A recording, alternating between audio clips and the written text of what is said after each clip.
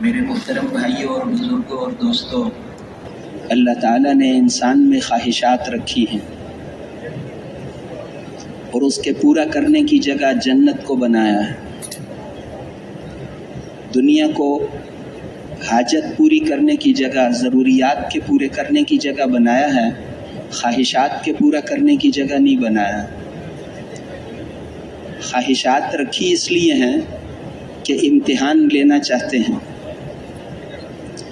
کہ کون دنیا میں اللہ کے حکم پر چلتا ہے، خواہشات کو قربان کرتا ہے، اور کون اپنی خواہشات پر چل کر اللہ کے حکم کو قربان کرتا ہے۔ جو دنیا تو ساری کی ساری کسی ایک انسان کو دے دی جائے تو اس کی خواہش بھی پوری نہیں ہو سکتی۔ دنیا میں خواہشات پوری ہو ہی نہیں سکتی، اس لیے کہ اللہ نے دنیا کو خواہش کے پورا کرنے کی جگہ ہی نہیں بنایا۔ لیکن جو خواہشات میں لگے گا، اللہ کے احکامات کو توڑے گا، تو اس کی ہر خواہش کو جہنم میں اعلیٰ درجے پر توڑا جائے گا۔ ہزاروں سال گزر جائیں گے، پینے کے لیے ٹھنڈے پانی کا ایک گھونٹ بھی نہیں ملے گا۔ لاکھوں سال گزر جائیں گے، کھانے کے لیے روٹی کا لقمہ نہیں ملے گا۔ ہزاروں سال گزر جائیں گے، آرام کرنے کے لیے ایک منٹ بھی نہیں چھوڑیں گے۔ اس کی ہر خواہش کو توڑیں گے۔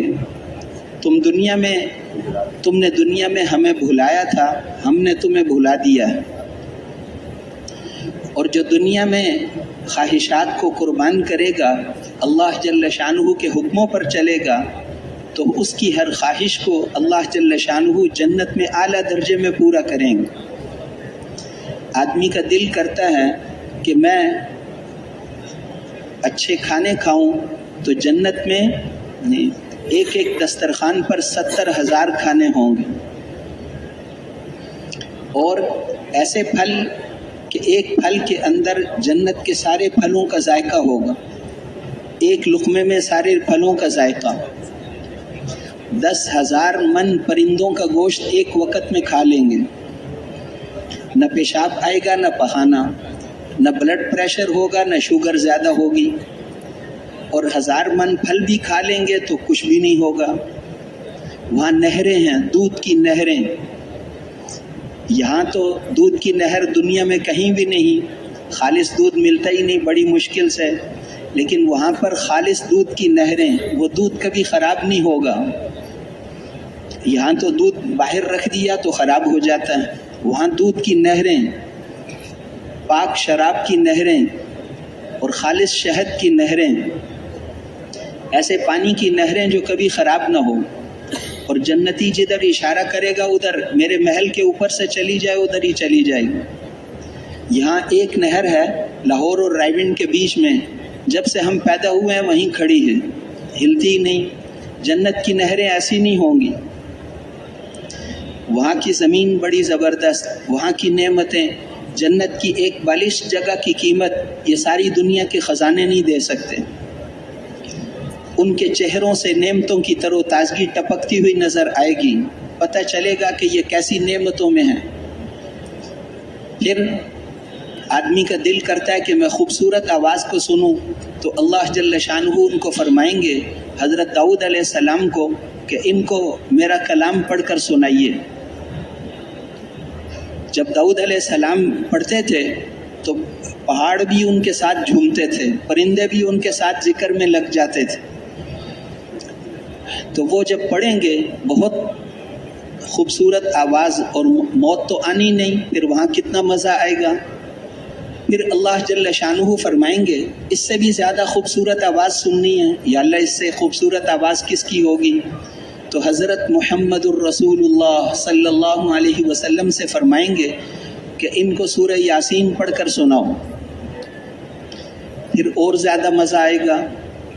پھر اللہ جل شانہ فرمائیں گے اس سے بھی خوبصورت آواز سننی ہے، یا اللہ اس سے خوبصورت آواز کس کی ہوگی؟ پھر اللہ خود قرآن پڑھ کر سنائیں گے۔ ایک ایک حرف نور کا بادل بن کر نکلے گا، اور ان کے حسن و جمال اور خوشبوؤں میں اضافہ ہی کرتا چلا جائیں گے۔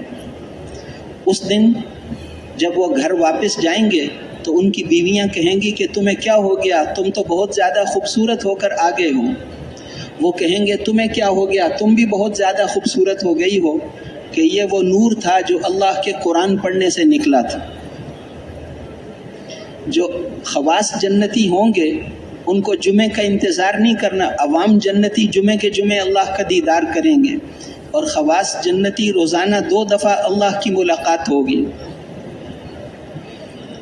ہاں، روزانہ 2 دفعہ اللہ سے قرآن سنیں گے، روزانہ 2 دفعہ اللہ کی دعوت کھائیں گے، روزانہ 2 دفعہ اللہ جل شانہ سے قرآن سنیں گے، اللہ خوشبو لگوائیں گے، کھانا کھلائیں گے۔ پھر اسی طرح آدمی کا دل کرتا ہے خوبصورت چیزوں کو دیکھنے کو، تو جنت میں حضور صلی اللہ علیہ وسلم کی زیارت ہوگی، ہاں، حتیٰ کہ اللہ جل شانہ کی بھی زیارت ہوگی۔ دنیا میں تو کوئی نہیں دیکھ سکتا، لیکن جنت میں اللہ جل شانہ کی زیارت ہوگی، تو وہ وہاں پر دیکھنے کے اعتبار سے، پینے کے اعتبار سے، کھانے کے اعتبار سے ہر خواہش کو اعلیٰ پیمانے پر پورا کیا جائے گا۔ حضرت محمد صلی اللہ علیہ وسلم کی مجلس میں بیٹھنا نصیب ہوگا۔ جتنا ان کی محنت زیادہ کریں گے اتنا ان کا تعلق وہاں زیادہ اچھی ملاقات ہوگی۔ اپنے کام والوں کو اپنے گھر بلا لیں گے، ہماری جنت میں آ جاؤ ملاقات کے لیے۔ باقیوں سے سرسری ملاقات ہو جائے گی، لیکن ان سے خصوصی ملاقات۔ اس لیے تو وہ یہاں پر خواہشات کو توڑا تو ہر خواہش کو وہاں اعلیٰ پیمانے پر پورا کریں گے، اور وہاں جو خواہشات پوری ہوں گی 1 سال 2 سال کے لیے نہیں، یعنی پہلے دن جیسے نوجوان ہوں گے 40,000 سال گزر جائیں گے پھر بھی پہلے دن کی طرح جوان، 40 لاکھ سال گزر جائیں گے پھر بھی پہلے دن کی طرح جوان، 40 کروڑ سال گزر جائیں گے پھر بھی پہلے دن کی طرح جوان، 40 ارب سال گزر جائیں گے پھر بھی پہلے دن کی طرح جوان، 40 خرب سال گزر جائیں گے پھر بھی پہلے دن کی طرح جوان، 40,000 خرب سال گزر جائیں گے پھر بھی پہلے دن کی طرح جوان۔ تم ہمیشہ زندہ رہو گے، موت کبھی نہیں آئے گی، یہ اعلانات ہوں گے۔ تم ہمیشہ صحت مند رہو گے، کبھی بیماری نہیں آئے گی۔ تم ہمیشہ جوان رہو گے، کبھی بڑھاپا نہیں آئے گا، اور اللہ فرمائیں گے میں تم سے راضی ہو گیا، آج کے بعد کبھی ناراض نہیں ہوں گا۔ بعضوں کو بیویاں شراب پلائیں گی، اور بعضوں کو فرشتے شراب پلائیں گے، اور بعض اتنے بڑے درجے والے ہوں گے کہ ان کو اللہ خود شراب پلائیں گے۔ تو اس لیے ہاں، یہاں خواہشات کو قربان کیا تو وہاں پر ملے گا، جو کرو گے وہی ملے گا، اس کے بغیر نہیں ملنے والا۔ لیس للانسان الا ما سعی، انسان کو وہی ملے گا جو اس نے کوشش کی ہے، جو محنت کی ہے۔ اس لیے یہ زندگی جان لگانے کے لیے ہے، ہاں، جان لگانے کے لیے ہے۔ جتنی نعم اجر العاملین، محنت کرنے والوں کے لیے بڑے بہترین اجر ہیں ہمارے پاس۔ تو اس لیے خواہشات تو اللہ نے ہمارے اندر رکھی ہیں، لیکن ان کو دبانے کے لیے رکھا ہے۔ خواہشات پر نہ لگاؤ، حاجت پر لگاؤ، خواہش پر نہ لگاؤ۔ یہ آپ سے پوچھتے ہیں کہ مال کتنا خرچ کریں، قل العفو، آپ فرما دیجئے کہ ضرورت سے زائد کو خرچ کر دو۔ جتنی ضرورت ہے اتنا اپنے اوپر خرچ کرو۔ کھانا ضرورت کے بقدر، اور کپڑے ضرورت کے بقدر، شادی بیاہ میں ضرورت کے بقدر، اور بچوں کی شادیوں میں ضرورت کے بقدر، ہر چیز میں ضرورت کے بقدر کہ کتنا خرچ کریں۔ قل العفو، ضرورت سے زائد خرچ کر دو۔ یہ مال ہم نے تمہیں تمہارے لیے نہیں دیا، یہ تمہیں مسلمانوں پر، اللہ کے دین پر، اللہ کی مخلوق پر خرچ کرنے کے لیے دیا۔ حضور صلی اللہ علیہ وسلم نے وہ پاک زندگی سکھائی تھی صحابہ کرام کو۔ حضرت عمر ابن خطاب رضی اللہ عنہ کی زندگی دیکھ لیں تو وہ ایک مرتبہ صرف وہی ایسے نہیں تھے، وہاں پر ملک شام میں تشریف لے گئے۔ ملک شام اس زمانے میں آج کل کے 5 ملکوں جتنا ایک صوبہ تھا، مسلمانوں کی حکومت کا ایک صوبہ تھا ملک شام۔ شام کے اندر فلسطین بھی تھا، شام کے اندر جو آج کل کا ملک شام ہے وہ بھی تھا، لبنان بھی تھا، اردن بھی تھا، اور یہ جتنے بھی ملک ہیں یہ سارے اس کے اندر تھے. وہ ایک صوبہ تھا، اس پورے کے گورنر حضرت ابو عبیدہ بن جراح. ہر امت کا ایک امین ہوتا ہے اور میری امت کے امین ابو عبیدہ بن جراح ہیں. ایک موقع پر رسول اللہ صلی اللہ علیہ وسلم نے ان کو یہاں تک فرما دیا کہ اے ابو عبیدہ، تمہاری عظمت ہمارے دل میں عمر ابن خطاب سے کم نہیں ہے. حضرت ابو بکر رضی اللہ عنہ نے اللہ کے رسول کے دنیا سے تشریف لے جانے کے بعد حضرت ابو بکر کے ساتھ یہی دو تھے. جب آپ نے انصار کو کہا کہ ان کو خلیفہ بنا، قریش میں سے ہونا چاہیے، انہوں نے کہا آپ بیعت کیجئے، تو انہوں نے حضرت ابو عبیدہ بن جراح کو پیش کیا، ان کے ہاتھ پر بیعت کر لو. انہوں نے کہا کہ ثانی اثنین کے ہوتے ہوئے میں بیعت نہیں کر سکتا. پھر اس کے بعد حضرت عمر ابن خطاب رضی اللہ عنہ کے پاس بھیجا. تو ان کی زندگیاں کیسی تھیں؟ اب وہ حضرت ابو عبیدہ پورے ملک شام کے گورنر تھے. حضرت عمر رضی اللہ عنہ وہاں ملک شام میں تشریف لے گئے تو مسجد میں ملاقات ہوتی تھی. جب بھی ملتے تھے تو حضرت عمر رضی اللہ عنہ نے فرمایا کہ میں اپنے بھائی کا گھر دیکھنا چاہتا ہوں، مجھے ذرا اپنا گھر دکھاؤ. اتنے بڑے ملک کے گورنر بن کے کوئی گھر اچھا تو نہیں بنا لیا؟ وہ ہر ایک کا خیال رکھتے تھے. ایک دور دراز علاقے کے گورنر نے گھر کا دروازہ صرف لگایا. دروازے لگانا منع تھا کہ کوئی گورنر دروازہ نہیں لگائے گا، لوگ جب چاہیں اپنی حاجت لے کر آ سکیں. تو حضرت عمر رضی اللہ عنہ نے آدمی بھیجا اور اس نے وہاں جا کر اس کو آگ لگا دی. لوگوں نے گورنر صاحب کو کہا کہ باہر دروازے کو کسی نے آگ لگا دی ہے. اس نے کہا چپ کر جاؤ، یہ امیر المومنین نے بھیجا ہوگا، بس اسی پر وہ چھوڑ دے تو یہ بھی اچھی بات ہے. پتلے کپڑے ایک نے پہنے تو اس کو بلایا وہاں سے، اور بلا کر موٹے کپڑے پہنا کر فرمایا تم یہاں بکریاں چرایا کرو. تمہیں گورنر بنایا تھا اس لیے کہ تم باریک کپڑے پہنو گے، اس لیے باریک کپڑے پہننے کی اجازت نہیں ہے.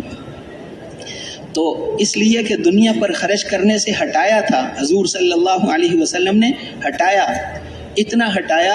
ایک آدمی نے آ کر مسجد میں اعلان کر دیا میری ایک چیز گم ہو گئی ہے. تو آپ بہت ناراض ہوئے. آپ نے ارشاد فرمایا کہ اللہ کرے تیری چیز کبھی نہ ملے. مسجد میں اعلان کرتا آ کر چیز گم ہو گئی ہے، اللہ کرے تیری چیز کبھی نہ ملے. مسجد میں کیوں اعلان کرتے ہو؟ جی تو دنیا کی چیزوں سے ہٹایا کہ جی مجھے آج اتنا نفع ہوا ہے کہ جتنا کسی کو بھی نہیں ہوا. 300 اوقیہ چاندی مجھے آج نفع میں بچی. تو آپ نے فرمایا اس سے زیادہ نفع کی چیز نہ بتا دوں؟ فرض نماز کے بعد 2 رکعت نفل پڑھ لو، وہ اس سے زیادہ نفع کی چیز ہے. تو ہمیشہ آخرت کی طرف متوجہ کیا.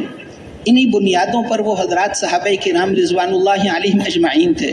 چنانچہ حضرت ابو عبیدہ بن جراح رضی اللہ عنہ وہ ملک شام کے گورنر. اب وہاں پر حضرت عمر جب گئے اور ان کو کہا کہ مجھے اپنا گھر دکھاؤ. انہوں نے کہا اے امیر المومنین میرا گھر دیکھ کے آپ کو وہاں سوائے آنسو بہانے کی اور کچھ نہیں ملے گا.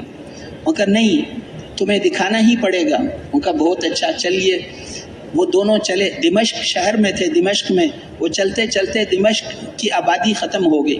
حضرت عمر رضی اللہ عنہ نے فرمایا مجھے کہاں لے کر جا رہے ہو؟ سامنے ایک جھونپڑا تھا. کہا یہ میرا گھر ہے امیر المومنین.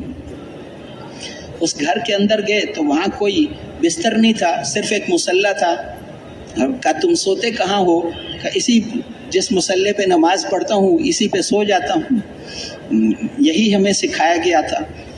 کہ کھانا کس میں کھاتے ہو؟ حضرت عمر نے خوب اچھی طرح دیکھا کہ یہاں تو کوئی برتن ہی نہیں ہے. تو انہوں نے گھر کی چھت میں، لکڑی والی چھت میں ہاتھ ڈالا تو ایک مٹی کا پیالہ تھا، اس میں روٹی کے ٹکڑے کر کے پانی میں بھگوئے ہوئے تھے. کہ امیر المومنین میری بیوی تو فوت ہو گئی تھی، محلے کی ایک بوڑھی عورت ہے، وہ مجھے پورے ہفتے کی روٹی اکٹھی بنا دیتی، تو وہ سخت ہوتی ہے، میں اس کو روزانہ صبح ٹکڑے کر کے پانی میں ڈال دیتا ہوں، شام تک وہ نرم ہو جاتی ہے، اس کو کھا کر میں سو جاتا ہوں. تو حضرت عمر رونے لگے کہ یہ گورنر کا یہ حال ہے.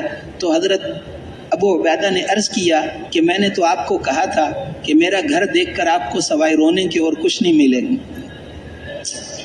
یہ صحابہ کی زندگی تھی. حضرت عمر رضی اللہ عنہ انہی بنیادوں پر اٹھایا تھا. وہ کھانا جس سے کیسر و کسریٰ کانپتے تھے، ایک وقت میں دونوں سے جنگ لڑی حضرت عمر نے. کیسر و کسریٰ سے ٹکر لی. دنیا کی جو 2 سپر پاور تھیں دونوں سے جنگ چل رہی تھی. اور جنگ لڑانے والا امیر المؤمنین جھونپڑے میں رہتا ہے، جس کے جسم پر کپڑوں پر 18 پیبند لگے ہوئے ہیں، اس سے وہ کانپتے تھے، اور وہ مسجد میں پڑے ہوئے ہیں کہ یہ امیر المؤمنین ہیں جی۔ ایسے سادی زندگیاں گزاری ہیں، 90 لاکھ بھی آئے لیکن اپنے کپڑوں، فقیروں کا نام اگر لکھا جائے تو اس میں عمر ابن خطاب کا نام ہوگا۔ ان کے بیٹے نے ان کی دعوت کر دی تو اس میں گوشت کے اندر گھی بھی تھا، تو انہوں نے بیٹھتے ہی فرمایا کہ ایک برتن میں 2 سالن، ایک دسترخوان پر 2 سالن، عمر ابن خطاب اس کھانے کو نہیں کھائے گا، 2 سالن اکٹھے۔ میں نے تو رسول اللہ صلی اللہ علیہ وسلم کی زندگی میں کبھی نہیں دیکھا کہ آپ نے دسترخوان پر 2 سالن رکھے ہوں، میں یہ کھانا کھانے والا نہیں ہوں۔ بیٹے نے کہا میری بات تو سنیے ابا جان، وہ ہوا یہ تھا کہ میں بازار گیا، بازار سے ہمیشہ 2 درہم کا گوشت ملتا ہے، ہم اپنے گھر کے لیے جب لاتے ہیں تو 2 درہم کا گوشت ملتا ہے۔ آج میں گیا تو وہ بوڑھے جانور کا گوشت تھا، تو بیچنے والے اس زمانے میں بہت نیک لوگ ہوتے تھے، صحابہ تھے، تو اس نے کہا بیچنے والے نے کہ یہ بوڑھے جانور کا گوشت ہے، اس نے مجھے 1 درہم کا دے دیا، 2 درہم کی بجائے 1 درہم کا دے دیا، اور گوشت سخت تھا، میں نے اس میں ڈالنے کے لیے 1 درہم کی چربی لے لی۔ یہ اس کا جو ہے وہ اثر ہے، یہ جو آپ کو گھی نظر آ رہا ہے۔ تو حضرت میں نے پیسے زیادہ خرچ نہیں کیے، لیکن حضرت عمر رضی اللہ عنہ نے فرمایا کہ نہیں، عمر ابن خطاب اس کھانے کو نہیں کھا سکتا، اس میں 2 سالن جمع ہو گئے۔ وہ کھانا حضرت عمر رضی اللہ عنہ کھایا کرتے تھے جس کو وہاں کے دیہاتی لوگ بھی نہیں کھا سکتے تھے، دیہاتی لوگ بھی نہیں کھاتے تھے، کہ آؤ میرے ساتھ کھانا کھاؤ۔ ان کے امیر المومنین آپ کے ساتھ کھانا کون کھا سکتا ہے؟ ایک دفعہ ایک مہمان کو انہوں نے کھانا کھلایا، اس نے خادم کو کہا کہ میرے لیے تولیہ لاؤ، ہاتھ صاف کر لوں، تو کہا تو اپنی سرین سے ہاتھ صاف کر، ہمارے لیے تو تولیہ یہ پاؤں ہیں، ہم کھانا کھانے کے بعد پاؤں سے ہاتھ صاف کر لیتے ہیں، یہی سنت ہے، ہمیں تو تولیہ کی ضرورت ہی نہیں، اس لیے تولیہ کی کیا ضرورت ہے؟ تو ایسی خرچ کہاں کرنا ہے؟ دین پر۔ اپنی زندگیاں کتنی سادی ہیں، ایسے طریقے سے اپنی حاجت پر خرچ کرو، کھانے میں اپنی حاجت پر۔ کھانے میں حاجت کیا ہے؟ 2 روٹیاں اور 1 پلیٹ سالن، یہ ایک انسان کی ضرورت ہے، لیکن وہ اپنے گھر میں یوں کہے کہ 5 قسم کا سالن ہو، اور ساتھ روسٹ بھی ہو، اور اس کے ساتھ 5 قسم کا میٹھا بھی ہو، پھر اس کو ہضم کرنے کے لیے جو ہے یہ بوتلیں اور قہوہ اور پتہ نہیں کیا کیا چیزیں بھی ہوں۔ اب یہ خواہشات والے کھانے ہیں۔ جو خواہشات پر خرچ کرے گا مرنے سے پہلے بھی روئے گا، آخرت میں بھی روئے گا۔ اس لیے خواہشات پر خرچ نہ کرو، کپڑوں کے اعتبار سے، پہننے کے اعتبار سے، کھانے پینے کے اعتبار سے خواہشات تو ہر آدمی قربان کرتا ہے، دنیا کی خواہشات تو ہر ایک قربان کرتا ہے جی۔ بیوی کو چھوڑ کر جاتے ہیں کمانے کی خاطر، بچوں کو چھوڑ کر جاتے ہیں گھر بنانے کی خاطر، گھر بنانا ہے کتنی قربانیاں کرتے ہیں، عہدہ لینے کے لیے، سیاست میں جانے کے لیے کتنی قربانیاں کرتے ہیں۔ یہ قربانیاں تو کر رہے ہیں لیکن مخلوق کی خاطر کر رہے ہیں۔ ایک قربانی ہے اللہ کی خاطر، اللہ کے لیے قربانی کرنا، اللہ جل شانہ کے احکامات کو پورا کرنے کے لیے قربانیاں کرنا، اس پر آدمی کو تقوی نصیب ہوتا ہے۔ تقوی کیا ہے؟ قرآن پاک میں فرمایا نا، ایک تو یہ بات فرمائی کہ ساری دنیا کے انسان نقصان میں ہیں، کون بچے گا؟ ساری دنیا کے انسان نقصان میں ہیں، قسم کھا کے فرمایا کہ سارے کے سارے انسان نقصان میں ہیں۔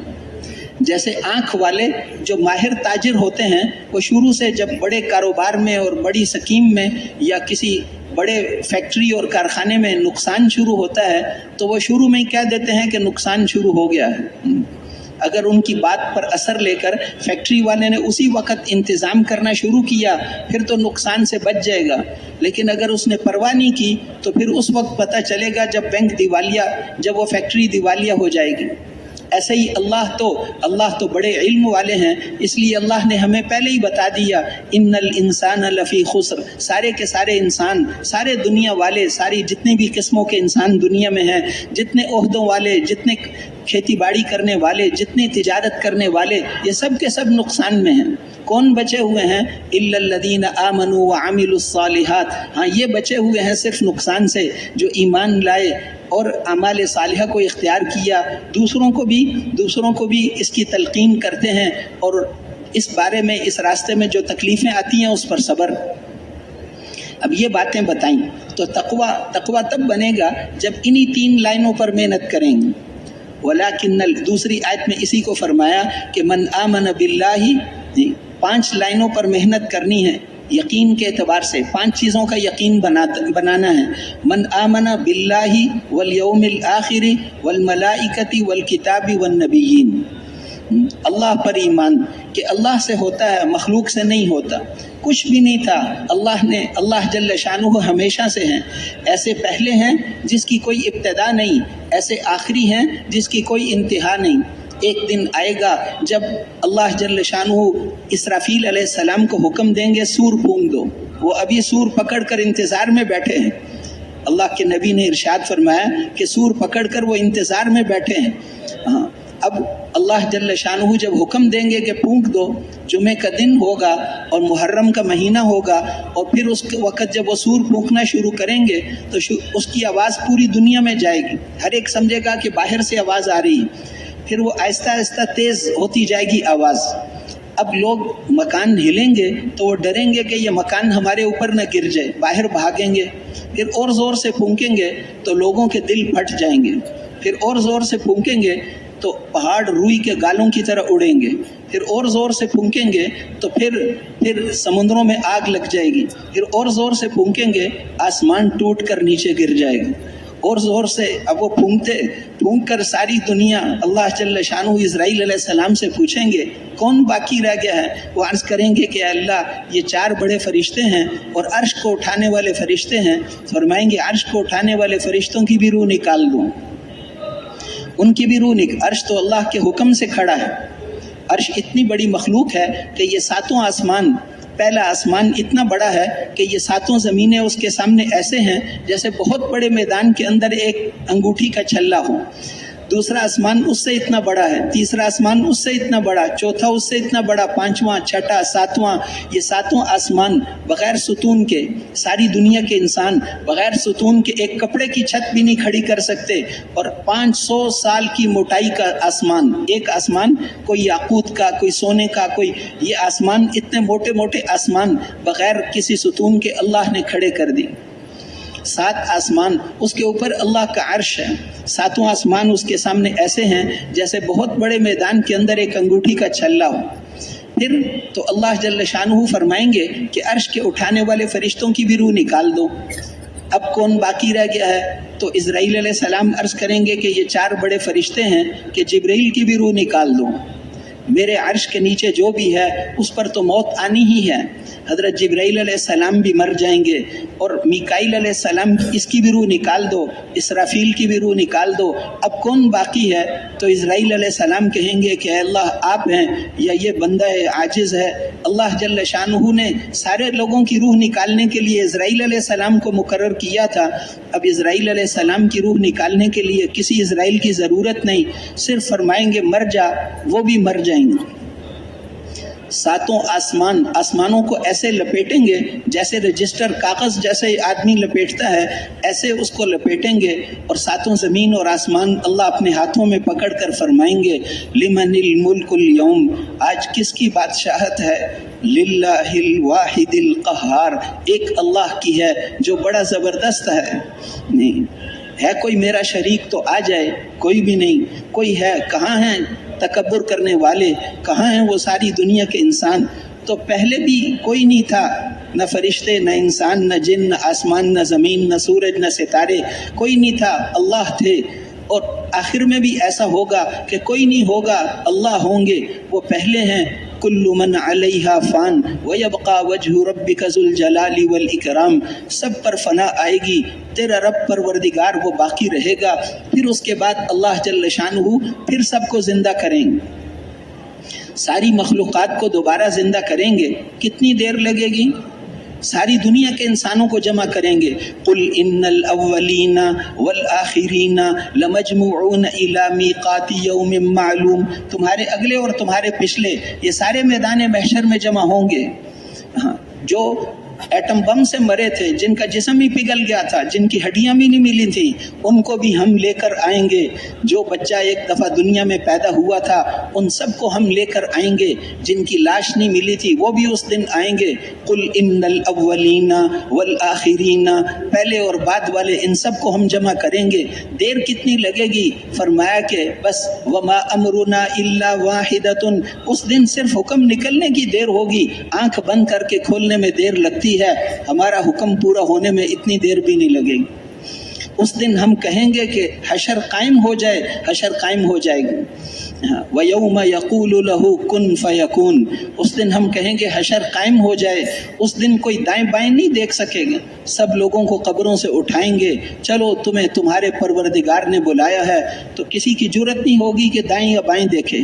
तुम दुनिया में टेढ़े चलते थे, आज कोई टेढ़ा नहीं चल सकता। वअनतिल वुजूहु लिल हय्यिल क़य्यूम, उस दिन सारे चेहरे उस हय्य और क़य्यूम के सामने झुके हुए होंगे। सब के सब इंसान, उनको अल्लाह जल्ल शानुहु जमा करेंगे। फिर उस दिन हम एक नई तकसीम करेंगे। आज मुजरिम इधर आ जाओ, ईमान वाले इधर आ जाओ। अब आज के बाद कभी इकट्ठे नहीं होंगे। उनकी फिर अपने गुनाहों के हिसाब से जमातें बनेंगी, ईमान वालों की अपने अमाल के एतबार से जमातें बनेंगी। तो अल्लाह पर ईमान, अल्लाह पर ईमान। अल्लाह ने हमें सब कुछ दिया, हम पर उसके कितने एहसानात हैं, उसके हुक्म को कितने शौक़ से पूरा करना चाहिए। देखो हम थे ही नहीं, माँ नहीं पैदा करती, माँ के पेट में बच्चे को अल्लाह पैदा करते हैं। डॉक्टर को भी नहीं पता होता, माँ को भी नहीं पता होता बेटा होगा या क्या, और कैसे कैसे अल्लाह जल्ल शानुहु पैदा करते हैं और फिर आंखें देते हैं। लाखों बच्चे रोज़ाना पैदा होते हैं, ये आंखें अल्लाह ने दी हैं। आंखों में कितने मीलों लंबी रगें हैं और उसके देखने का कितना, आज तक जो है वो इंसान नहीं बता सकते कि देखने का निज़ाम, इसकी असल हकीकत क्या है और कहाँ से। बाज़ लोगों की दाईं तरफ की आँख की करीब की नज़र ठीक, दूर की ख़राब, और दूसरी आँख की दूर की ठीक, करीब की ख़राब, उसका उल्टा होता है। तो नज़र अल्लाह जल्ल शानुहु ने हमें दी है। अगर किसी आदमी की नज़र को अल्लाह छीन लें और वो सारी दुनिया के ख़जानों का मालिक हो, सारी दुनिया के ख़जाने खर्च करके, ऐसी नज़र वो दोबारा नहीं ले सकता। सारी दुनिया के डॉक्टर और इंजीनियर मिलकर ऐसी नज़र उसे दोबारा नहीं दे सकते। हाँ, ये कान अल्लाह ने बनाया, इसकी सुनने की ताकत अगर अल्लाह छीन ले तो सारी दुनिया के ख़जाने दोबारा ऐसे सुनने की ताकत उसे नहीं दे सकते। इसी तरह अल्लाह जल्ल शानुहु ने ये ज़ुबान दी, ज़ुबान के अंदर बोलने की ताकत रखी। अल्लमहुल बयान, हमने इंसान को बोलने की ताकत दी है, नहीं बोलने की ताकत रखी। ये होंठ ना होते तो आदमी अब्बा अम्मा भी नहीं कह सकता। अब्बा अम्मा कितने हुरूफ हैं, होंठों से अदा होते हैं। होंठ बनाए, ज़ुबान बनाई, उसमें बोलने की ताकत रखी। अगर किसी के बोलने की ताकत को अल्लाह छीन लें तो सारी दुनिया के इंसान मिलकर उसे बोलने की वैसी ताकत नहीं फिर दोबारा दे सकते। ये अल्लाह ने दी हैं। दिल बनाया, पूरे जिस्म में बराबर तकसीम, खून तकसीम कर रहा हूँ, पैदा होने से लेकर मौत तक। और पिछली उम्मतों की उम्रें तो 1000 साल होती थी, 1000 साल, 900 साल, 500 साल, 800 साल उनका दिल काम कर रहा है। जिस्म के अंदर बराबर खून को ऊपर भी पहुंचा रहा है। आदमी सो जाए तब भी दिल काम कर रहा है, बेहोश हो जाए फिर भी दिल काम कर रहा है। वो अल्लाह जल्ल शानुहु ने बनाया है।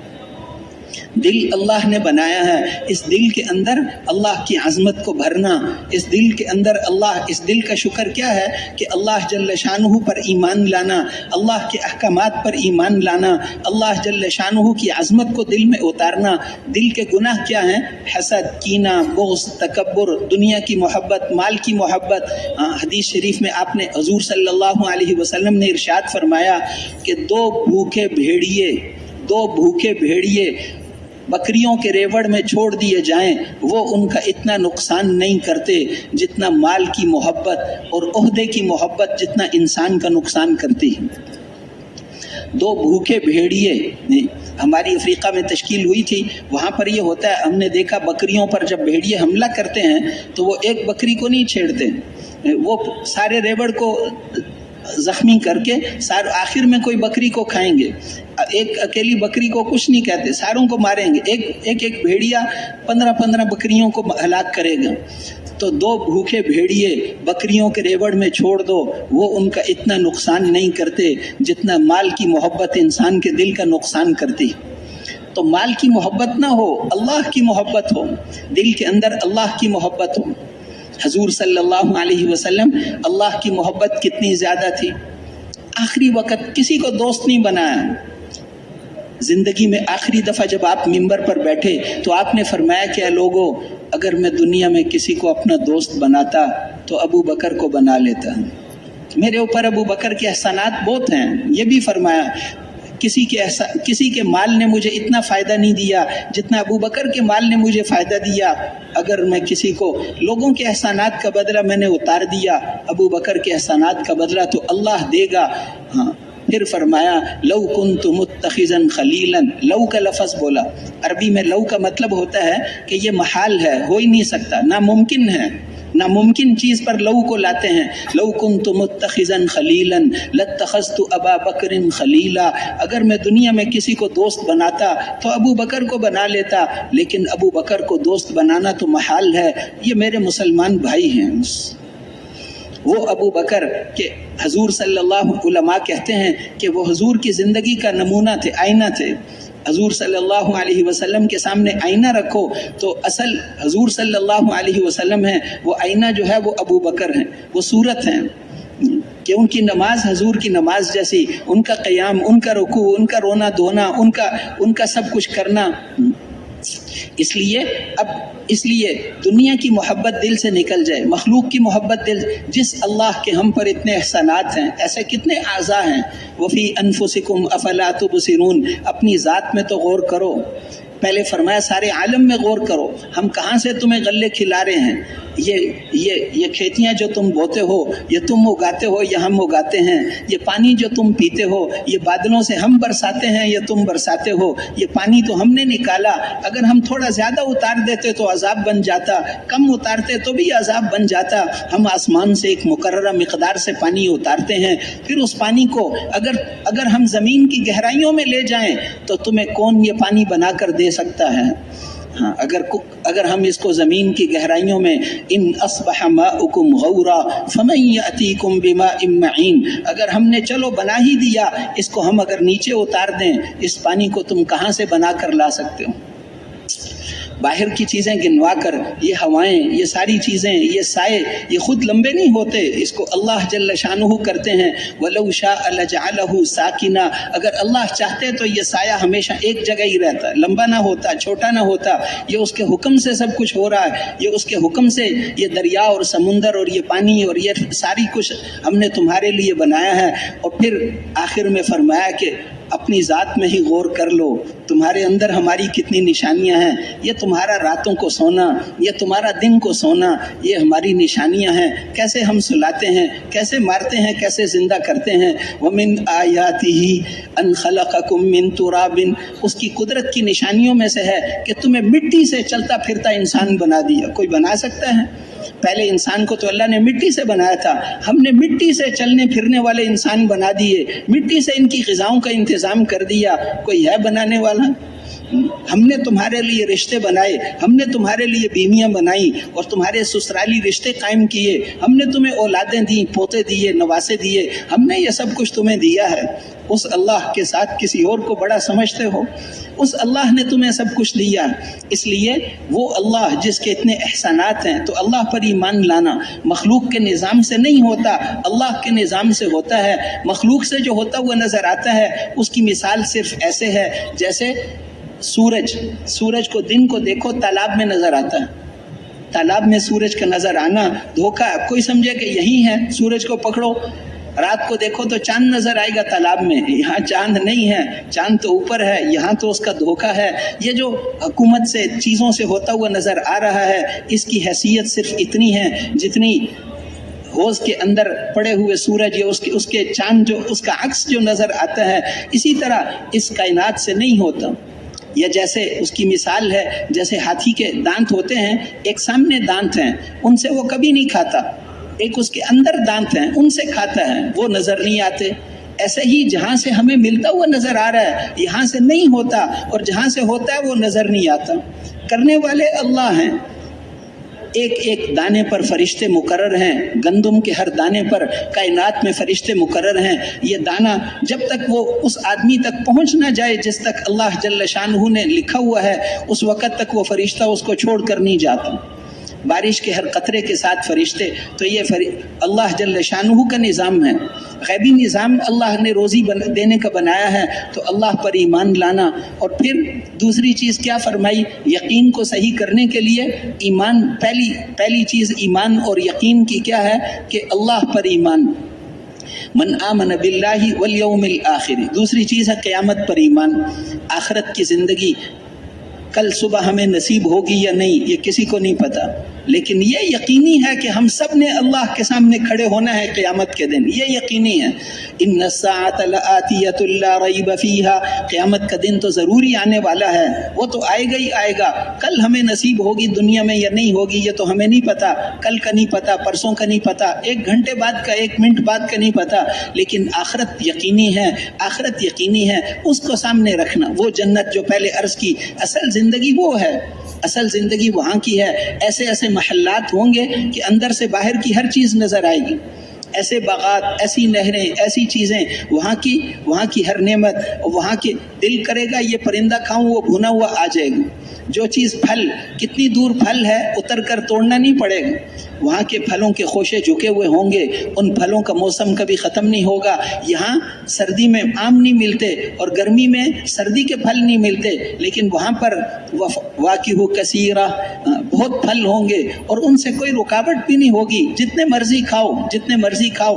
اور وہاں کی نعمتیں، کتنی نعمتیں ہوں گی. اور وہاں کی کیا کیا نعمتیں اللہ جل شانہ نے گنوائی ہیں.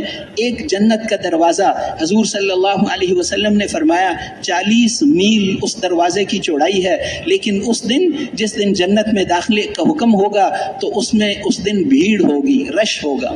جنت میں جا کر ہر ایک کو اپنی جنت کا راستہ اس سے زیادہ آتا ہوگا جتنا دنیا میں اپنے گھر کا راستہ یاد تھا، جتنا دنیا میں اپنے گھر کو وہ جانتا تھا. جنت میں جا کر اس سے.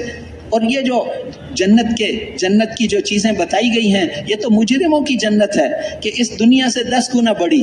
یہ تو اس آدمی کی جنت بتائی ہے جو ہزاروں سال جہنم میں جل کر پھر نکلے گا. جہنم سے جل کر پھر جو نکلیں گے اس کی جنت اس دنیا سے 10 گنا بڑی ہوگی.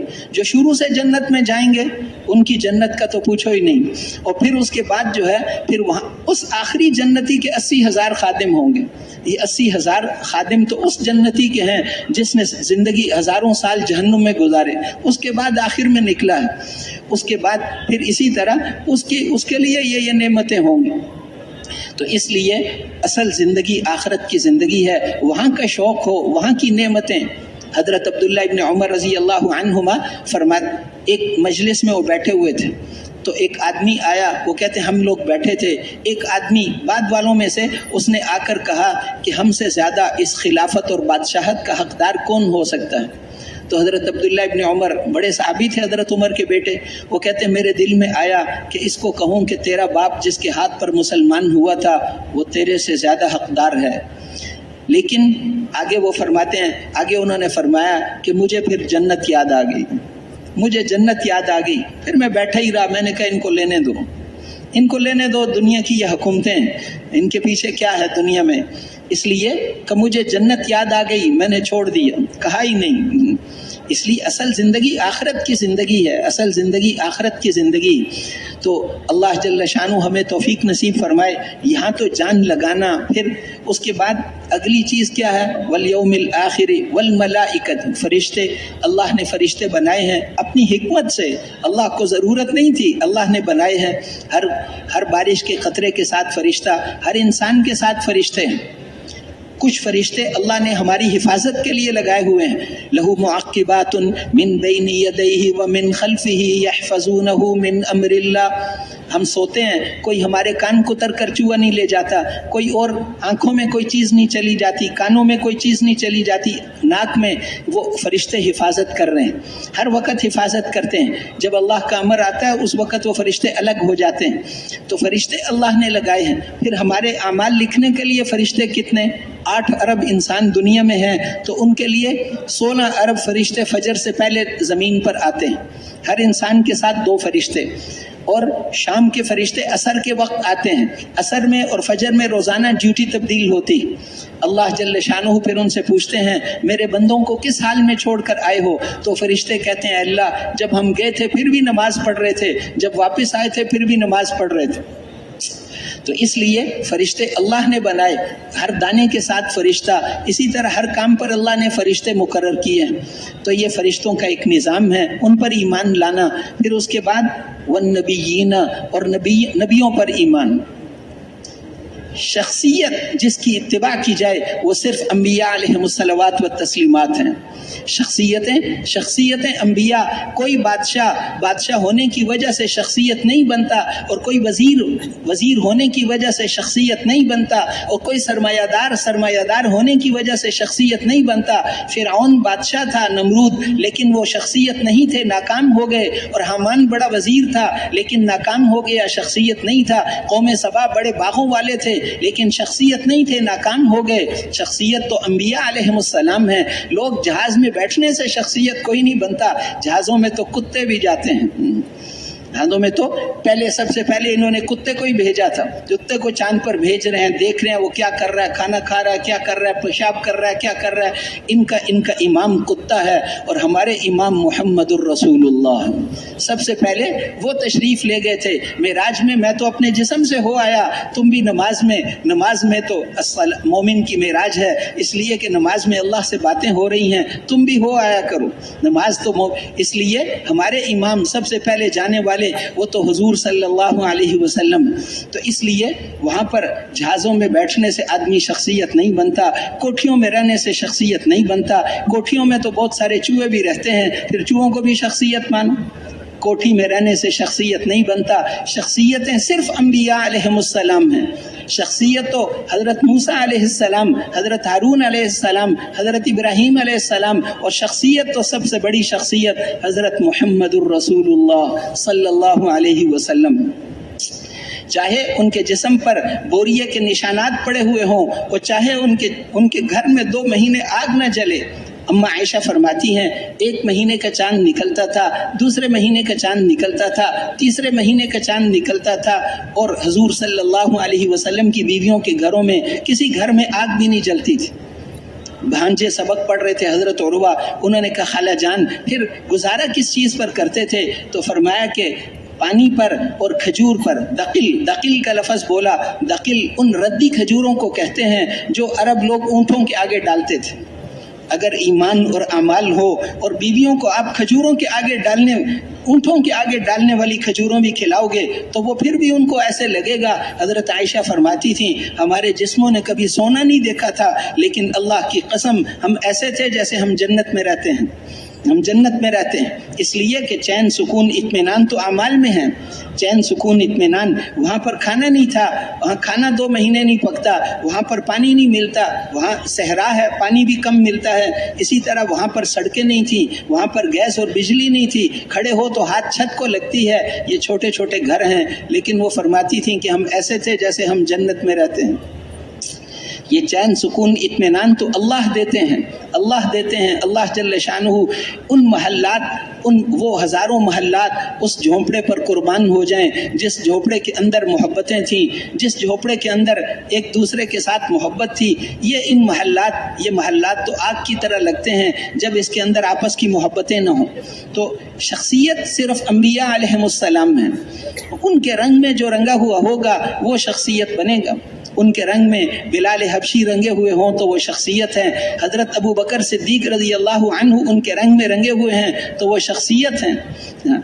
इसलिए सिर्फ इस उम्मत में से सबसे अफजल नहीं है हज़रत अबू बकर रज़ी अल्लाहु अन्हु। सारी उम्मतें जब जमा होंगी, नबियों के बाद 1.25 लाख नबियों के बाद उम्मतों में से 1.25 लाख उम्मतें, उन 1.25 लाख उम्मतों में सबसे बड़ा दर्जा हज़रत अबू बकर सिद्दीक़ रज़ी अल्लाहु अन्हु का है। इसलिए कि हुजूर के रंग में रंगे हुए हैं, उन जैसा अपने आप को बनाया है, अपना सारा कुछ उन पर कुर्बान किया है, उन पर कुर्बान किया है। हाँ, इसलिए अपना 40,000 के मालिक थे जब ईमान लाए, और करते करते वो दिन आया कि पेट भी खाली, जेब भी खाली, घर भी खाली। گھر میں جو کچھ تھا لا کر دے دیا. اے ابو بکر کیا چھوڑ کر آئے ہو گھر میں؟ ان کا اللہ کے رسول گھر میں تو اللہ اور اس کے رسول کا نام چھوڑ کر آیا ہوں, اللہ اور اس کے رسول کا نام چھوڑ کر آیا ہوں. خرچ کرنے پر لگایا ان کو, اپنی ذات پر بہت کم, اپنی ذات پر بہت کم, اور سارا اللہ کے دین پر, اللہ کی مخلوق پر. غلاموں کو خرید کر آزاد کرتے تھے. ہاں, الذی یؤتی مالہ یتزکا, انہوں نے جو مال خرچ کیا پاکی حاصل کرنے کے لیے اللہ کو الا ابتغاء وجہ ربہ الاعلی, کسی کے احسان کا بدلہ نہیں اتارنا تھا, اس عالی شان رب کو راضی کرنے کے لیے خرچ کیا. ہم ان کو کتنا بدلہ دیں گے؟ اتنا دیں گے کہ وہ راضی ہو جائیں گے. اس لیے تو خرچ کرنے پر لگا, خرچ کرنا. ان کی زندگیاں کیسے تھی؟ تو پھر اللہ جل شانہ اس پر تقوی پر انعامات دیتے ہیں, تقوی پر انعامات ملتے ہیں. حضرت خبیب رضی اللہ عنہ صحابی ہیں, ان کو مکے والوں نے, کافروں نے شہید کیا. شہادت سے پہلے وہ 1 مہینہ ان کی قید میں رہے. تو وہ جس کی قید میں تھے ان کی جو باندی تھی وہ کہتی ہیں کہ حضرت خبیب ہمارے پاس کوٹھڑی میں قید تھے, اور میں دیکھتی تھی ان کی کوٹھڑی کے اندر کھجوروں کے بڑے بڑے گچھے پڑے ہوئے ہوتے تھے. حالانکہ اس وقت پورے مکے میں کہیں انگور نہیں تھا, انگور پورے مکے میں نہیں تھا, اور حضرت خبیب کی کوٹھڑی میں انگوروں کے, تازہ انگوروں کے گچھے پڑے ہوئے ہوتے تھے. اللہ کی قسم ان کو اللہ نے دیے تھے, وہ اللہ نے دیے تھے. وہ جنت کے انگور ان کو اللہ کھلا رہے ہیں. یہ نعمتیں ہیں. حضرت زکریا, حضرت مریم کی پرورش ان کے اس میں نگرانی میں وہ تھی. تو وہ جب بھی ان کی کوٹھڑی میں داخل ہوتے تو وہ وہاں پر وہ انگور, وہاں پر پھل ہوتے تھے, سردیوں کے پھل گرمی میں اور گرمیوں کے پھل سردی میں. اب وہ حیران ہوتے تھے کہ اس کوٹھڑی کے اندر تو کوئی چیز بھی نہیں ہے, راستہ کوئی نہیں اندر آنے کا, اور یہ پھل جو یہاں پر رکھے ہوئے ہیں یہ تو بازار میں بھی نہیں ملتے. کلما دخل علیہا زکریا المحراب وجد عندها رزقا قال یا مریم انا لکی ھذا قالت ہی من عند اللہ. یہ اللہ کے پاس سے ہیں, اللہ جس کو چاہے روزی دیتے ہیں. ان پر اتنا اثر ہوا, انہوں نے وہیں کھڑے کھڑے, بوڑھے تھے بہت زیادہ, انہوں نے دعا کی کہ اللہ اس کو بے موسم پھل دیے ہیں, مجھے بے موسمی اولاد دے دے. بیوی 5 تھی جوانی میں بھی, اب بڑھاپے میں, اور میں اللہ نے فرشتہ بھیجا, اس نے آ کے بتایا کہ آپ کو ہم خوشخبری سناتے ہیں, یحییٰ جیسا جوان بیٹا ہم آپ کو دیں گے, ایسا ہوگا ایسا ہوگا.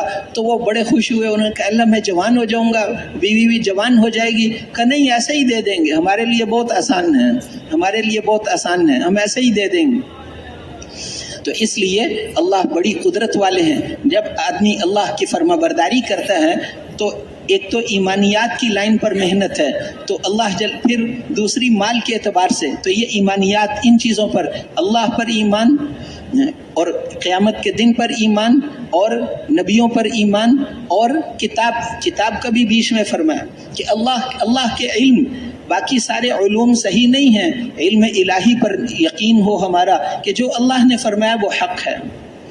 باقی ساری چیزیں وہ انسانی علوم جو ہیں, انسان کا مشاہدہ بہت کمزور, اس کا سننا بہت کمزور. ایک آدمی 10 آدمیوں کی بات یہ ایک وقت میں نہیں سن سکتا, اور دیکھنے میں پردے کے پیچھے کی چیز کو نہیں دیکھ سکتا. ہماری 6 جانبیں ہیں, ہم ایک طرف جب دیکھتے ہیں باقی 5 طرف کی چیز ہمیں نظر نہیں آتی. دیکھنے میں کمزور, سننے میں کمزور, علم میں کمزور. ایک انسان کے تجربے ہیں اور ایک اللہ والا علم ہے. اس لیے قرآن پاک میں شروع میں یہ بتایا کہ تم نہیں جانتے, اللہ جانتے ہیں. کامیابی کس کو کہتے ہیں, ناکامی کس کو کہتے ہیں, امریکہ والوں کو نہیں پتا, روس والوں کو نہیں پتا, چین جاپان والوں کو نہیں پتا, پاکستان ہندوستان والوں کو نہیں پتا, کسی بھی ملک والوں کو نہیں پتا. یہ تو ویسے ہی بعضوں کا نام لیا. کامیابی کس کو کہتے ہیں, اللہ کو پتا ہے, اللہ کو پتا ہے. شروع ہی میں الف لام میم میں سب نے اقرار کر لیا کہ ہم نہیں جانتے. جتنے بھی 3 حرفی اسماء ہیں تم ان کو نہیں جانتے. ذہب سونا, اب سونا ہمیں نفع دے گا یا نقصان ہمیں نہیں پتا. ایک عورت آئی اللہ کے رسول کے پاس, اس نے سونے کا کڑا پہنا ہوا تھا. آپ نے اس کو ارشاد فرمایا کہ اس کی زکوٰۃ دیتی ہو؟ اس نے عرض کیا نہیں. آپ نے فرمایا پھر یہ آگ کا کڑا ہے. تو اس نے اتار کر دے دیا. اس نے کہا آپ بھی کہیں اسے خرچ کر دینا دین پر, مجھے نہیں چاہیے. یہ سونا ہمیں نفع دے گا یا نقصان اللہ اور اس کے رسول بتائیں گے, ہمیں نہیں پتا, اللہ کو پتا ہے. دوائی سے شفا ملے گی یا نہیں اللہ کو پتا ہے. اللہ کو پتہ ہے کتنی دفعہ ایسا ہوا کہ دوائی دے دے کر وہ بیماری اور بڑھتی چلی گئی. ڈاکٹر کہتے ہیں ہمارا علم ختم ہو گیا, اس کو لے جاؤ, ہم اس کا جتنا علاج کرتے ہیں یہ اور زیادہ بیمار ہوتا ہے, اس کو لے جاؤ یہاں سے. دوائی سے شفا نہیں ملتی, شفا اللہ چاہیں گے تو ملے گی. اسی طرح دنیا کے جتنے نقشے ہیں ان سے نہیں ہوتا, اللہ سے ہوتا ہے, اللہ کے حکم سے ہوتا ہے. مکان میں کامیابی سمجھ رہا ہے, اللہ چاہیں گے تو کامیابی کا ذریعہ بنے گا, اللہ چاہیں گے تو یہ تمہاری ہلاکت کا ذریعہ بنے گا. اسی طرح دنیا کا ہر نقشہ ہے, ان نقشوں میں کامیابی نہیں ہے. اللہ چاہیں تو نفع کو نقصان بنا دیں اور چاہیں تو نقصان کو نفع بنا دیں. جب ہم اس کے احکامات کو پورا کریں گے تو پھر اس کی اللہ جل شانہ کی تائید ہمارے ساتھ ہوگی. تو اس لیے جو ہے ایمان لانا, وَلَكِنَّ الْبِرَّ مَنْ آمَنَ بِاللَّهِ وَالْيَوْمِ الْآخِرِ وَالْمَلَائِكَةِ وَالْكِتَابِ وَالنَّبِيِّينَ. ان 5 چیزوں پر ایمان, ان کا یقین بنانا. اور یہ ایمانیات کی لائن ہے, یقین کی لائن ہے کہ اس کا یقین دل کے اندر پیدا کرنا. اللہ سے ہوتا ہے, مخلوق سے نہیں ہوتا. اللہ کرتے ہیں, حضور صلی اللہ علیہ وسلم والے اعمال پر کرتے ہیں, یہ یقین دل کے اندر اتر جائے. دوسری محنت کیا ہے؟ وَآتَ الْمَالَ عَلَى حُبِّهِ ذَوِي الْقُرْبَى وَالْيَتَامَى وَالْمَسَاكِينَ وَابْنَ السَّبِيلِ وَالسَّائِلِينَ وَفِي الرِّقَابِ. خرچ کریں مال کو ان ساروں پر, اپنے رشتہ داروں پر, یتیموں مسکینوں پر اور مسافروں پر, ان ساروں پر. مال کی لائن کے اعتبار سے مال کے اندر اپنی حاجت پر خرچ کرو, اپنی خواہشات پر خرچ نہ کرو. ایک ہے خواہشات کی لائن, اپنی شادی میں لاکھوں روپے خرچ کرنا. اللہ نے قیصر و کسریٰ کے خزانے ان سے چھین کر صحابہ کے قدموں میں ڈال دیے تھے. کیوں؟ اس لیے کہ وہ خواہشات پر خرچ کرتے تھے اور صحابہ کرام خواہشات پر نہیں لگاتے تھے. صحابہ کرام رضوان اللہ علیہم اجمعین انہوں نے خواہشات پر نہیں لگائے, تو پھر اللہ جل شانہ نے قیصر و کسریٰ کے خزانے ان سے لے کر صحابہ کے قدموں میں ڈال دیے. اس لیے کہ وہ خواہشات پر خرچ. ایک تاج, کسریٰ کا تاج کروڑوں روپے کا, اور کسریٰ کا تخت لاکھوں روپے کا, اور اسی طرح ان کی ہر چیز, وہ زرق برق لباس اور وہ ساری چیزیں اپنی خواہشات پر خرچ کرتے تھے. تو اپنی خواہشات پر خرچ نہ کرو, اللہ کے دین پر, اللہ کی مخلوق پر خرچ کرو, تو ہمارا خرچ بھی اس کے موافق ہو جائے. جس پر اللہ کا حکم ہے اس پر خرچ کریں گے, اللہ کی مخلوق پر خرچ کریں گے, اللہ کے دین پر خرچ کریں گے, اللہ کے راستے میں جانا ہے وہاں پر خرچ کریں گے. شادی کے وہ سادی ہیں, کیسے سادگی کے ساتھ ان کی شادیاں ہوئیں. حضرت ابو درداء رضی اللہ عنہ, ان کو حضرت سلمان فارسی نے ایک گھر میں بھیجا کہ شادی کی بات کرو. ان گھر والوں نے کہا کہ ہم سلمان فارسی سے تو نہیں کرتے, تم سے کرنے کے لیے تیار ہیں. وہ باہر وہیں شادی بھی ہو گئی. اب وہ باہر آئے بڑے شرمندہ کہ بھائی بات یہ ہے کہ انہوں نے کہا اس میں کیا ہے, تم مجھے معاف کرو, مجھے معافی مانگنی چاہیے. ایک عورت اللہ نے تمہارے مقدر میں لکھی ہوئی تھی, میں خواہ بیچ میں ٹانگ اڑا رہا تھا, چلو اللہ تمہیں مبارک کرے. سادگی کے ساتھ ہوتی تھی. خود حضرت سلمان فارسی کی شادی ہوئی, جب وہ گئے گھر کے اندر تشریف لے گئے تو گھر کی دیواریں کچی دیواریں ہوتی تھیں, گھر والوں نے اس پر چاروں طرف کپڑے لٹکائے ہوئے تھے. تو وہ کمرے کو دیکھ کر باہر ہی ٹھہر گئے. ان کو فرمایا کہ یہ خانہ کعبہ ہے؟ کہا یہاں خانہ کعبہ ہے. انہوں نے کہا نہیں. کہا پھر تمہارے گھر کو بخار چڑھا ہوا ہے؟ انہوں نے کہا نہیں. کہا پھر یہ چادریں اتارو, میں اندر نہیں جاتا. انہوں نے کہا یہ شادی کے لیے تھوڑا سا. کہا نہیں, ہاں کہ عورتوں نے کیا ہے کہ یہ عورتیں تم پر غالب آ سکتی ہیں, ہم پر نہیں آ سکتی. اتارو اس کو, ان کو اتارو, میں اس کمرے کے اندر نہیں جاؤں گا. تمہارے خانہ کعبہ تمہارے گھر میں آ گیا ہے یا تمہارے گھر کو بخار چڑھا ہوا ہے, تم نے اس کو چادریں کیوں پہنا دی؟ چادریں اتارو یہاں سے. سادگی کے ساتھ کرتے تھے ساری چیزیں, سادگی کے ساتھ. سعید ابن مسیب, ان کی بیٹی عالمہ, نیک اخلاق والی, خوبصورت, امیر المومنین نے پیغام بھیجا, اس کو نہیں دی. ان کا میری بیٹی بادشاہ کے گھر میں جائے گی تو وہاں پر خراب ہو جائے گی, دنیا مال چیزیں. اپنا شاگرد ابو وادع, ایک شاگرد تھے, وہ دیر سے آئے. اگلے دن سبق میں پوچھا کیوں دیر سے آئے؟ ان کا جی میری شادی ہوئی تھی, وہ بیوی کا انتقال ہو گیا, اس میں مشغول تھا. ان کا ہمیں بھی بتاتے, ہم بھی تمہارے ساتھ شریک ہو جاتے اس کے دفن کفن میں. اچھا چلو یہ بتاؤ دوسری شادی کر لی؟ ان کا جی مجھے کون دے گا, میں مدینہ منورہ میں سب سے غریب ہوں, کہ میں اپنی بیٹی کی شادی تمہارے ساتھ کرتا ہوں. انہوں نے کہا آپ مسلمانوں کے امام اور آپ کو تو بادشاہ پیغام بھیجتا ہے، میں تو غریب آدمی ہوں۔ انہوں نے کہا بیٹھ جاؤ، وہیں نکاح پڑھا دیا۔ یہ متقی آدمی ہے، اس کے ساتھ نکاح پڑھا دی۔ شام کو وہ اپنے حجرے میں تھے، وہ کہتے ہیں کہ سعید ابن مسیب آئے اور آ کر اپنی بیٹی کو چھوڑ گئے۔ کہ تم نوجوان آدمی تھے، اس لیے میں نے کہا چلو تمہارے گھر والوں کو یہیں پہنچا دوں، دعائیں دے کر چلے گئے، اللہ تمہیں نیک اولاد دے، آپس کی محبت نصیب فرمائے، دعا کرا کے چلے گئے۔ اب وہ اچانک آ گئیں، وہ اتنے حیران ہوئے، کہتے ہیں میں کیا کروں، میرے گھر میں کوئی عورت بھی نہیں تھی، میں چھت پہ چڑھا، میں نے دائیں بائیں پڑوسیوں کو سب کو جمع کیا، میں نے ان کو بتایا کہ سعید ابن مسیب مسلمانوں کے امام، وہ اپنی بیٹی کی شادی کر کے میرے گھر میں اسے چھوڑ گئے ہیں۔ انہوں نے کہا تیرا دماغ ٹھیک ہے، کام کرتا ہے، وہ تو امیر المومنین کو بھی نہیں دیتے۔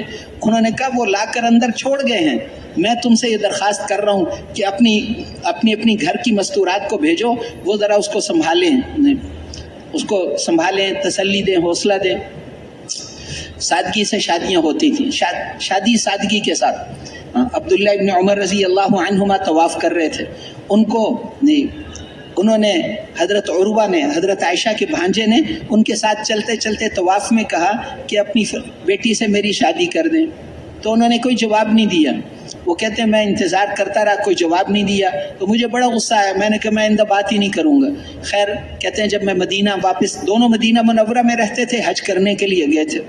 اب وہ کہتے ہیں میں جب واپس آیا اور آ کر میں نے مدینہ منورہ میں جب میں پہنچا، حضور صلی اللہ علیہ وسلم کے روزے پر حاضری دی، سلام پیش کیا، پھر دیکھا عبداللہ ابن عمر وہاں سبق پڑھا رہے تھے، حدیثیں سنا رہے تھے، میں بھی جا کر شریک ہو گیا۔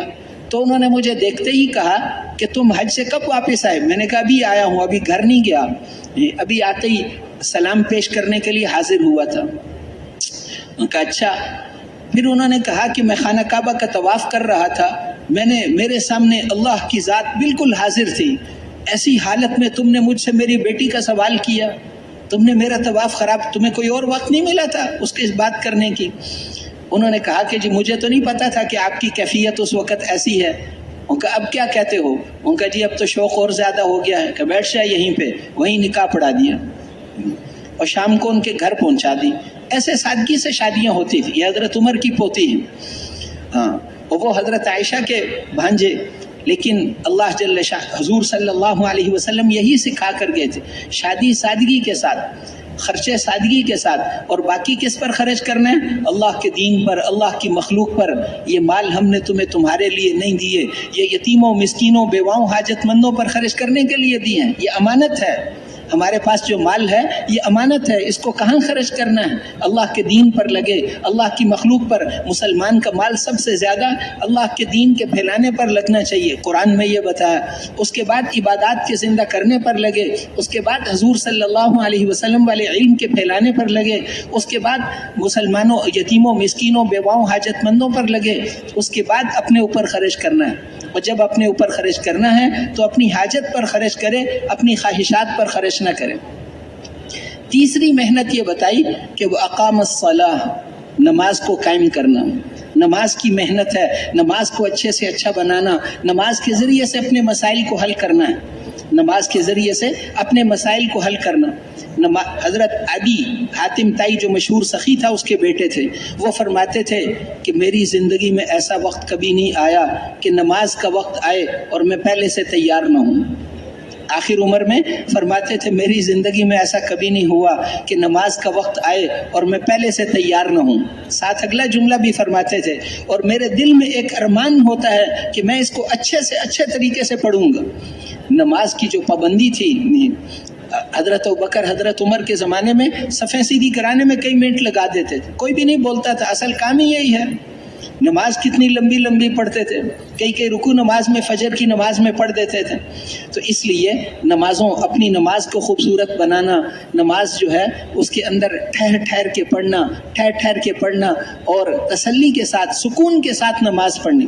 نماز ایسے پڑھو جیسے ویلا آدمی پڑھتا ہے، اور وعدوں کو پورا کرنے والے، آگے ساری وہ چیزیں بتائیں، والصابرین بالبأساء والضراء، تکلیف میں اور مصیبت میں صبر کرنے والے، یہ ساری یعنی جان کو کیسے استعمال کرنا ہے۔ नमाजों की पाबंदी, ज़िक्र, तिलावत, अमाल की ये सारी चीज़ें, वादे को पूरा करने वाले, अमानत का ख्याल रखने वाले, ये सारी चीज़ें पूरी करेंगे तो जान और माल का खर्च बताया।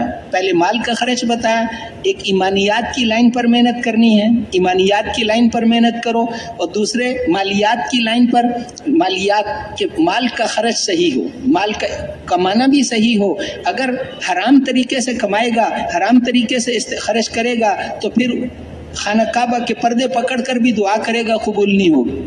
इसका खाना हराम है, इसकी दुआ कैसे कबूल होगी? तो मालियात का निज़ाम भी ठीक हो, और उसके बाद अपने जिस्म के जो अहकामात हैं उनको भी पूरा करना, उसको भी पूरा करना है। अखलाक अच्छे हों, अल्लाह की मखलूक के साथ हमारा ताल्लुक़ सही हो। तुम में से बेहतरीन आदमी वो है जो जिसके साथ लोग मानूस हों। वला खैर फी मन ला यअलफु वला युअलफु, जिसके साथ लोग मानूस ना हो उसमें कोई खैर नहीं, उसमें कोई खैर नहीं है। तो इसलिए लोगों के साथ नरमी, मोहब्बत, ताल्लुक़, लोगों के साथ अच्छे अखलाक से पेश आना, किसी को हमारी वजह से तकलीफ़ न पहुँचे, ये कम से कम दर्जा है।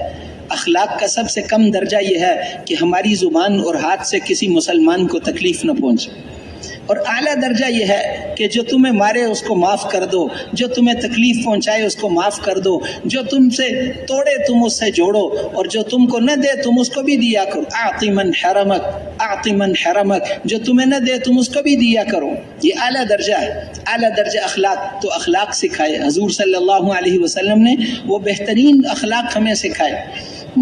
किसी को बुरा भला न कहो, किसी को ताना न दो, सारी ज़िंदगी किसी को ताना नहीं दिया। नहीं, आजिज़ी आदमी के अंदर तवाज़ो और आजिज़ी हो, आजिज़ी अल्लाह को पसंद है। तिल्का दारुल आखिरतु नजअलुहा लिल्लज़ीना ला युरीदून उलुवन फिल अर्दि वला फसादा, वो आखिरत की कामयाबियाँ और कामरानियाँ हम उन लोगों को देते हैं जो दुनिया में बड़ा बनना नहीं चाहते, तकब्बुर करना नहीं चाहते। तो ये सारी सिफ़ात हमारे अंदर आ जाएं। अल्लाह के हुक्मों को ज़िंदा करने के लिए मेहनत करना, ख़त्म नबूवत की वजह से ये काम अल्लाह ने हमारे ज़िम्मे लगाया है। अगर हम इब्राहीम अलैहिस्सलाम के उम्मती होते, हज़रत मूसा अलैहिस्सलाम के उम्मती होते, तो हमारे ज़िम्मे ये था कि अपनी नमाज रोज़ा करो और छुट्टी। लेकिन अल्लाह ने हम पर एहसान फरमाया कि हमें हज़रत मुहम्मदुर रसूलुल्लाह सल्लल्लाहु अलैहि वसल्लम की उम्मत में से बनाया। वकज़ालिका जअलनाकुम उम्मतन वसता, तुम्हारी उम्मत को हमने सबसे अफज़ल उम्मत बनाया है ताकि तुम क़यामत के दिन लोगों के गवाह बनो, और हज़रत मोहम्मद सल्लल्लाहु अलैहि वसल्लम तुम्हारे गवाह बने।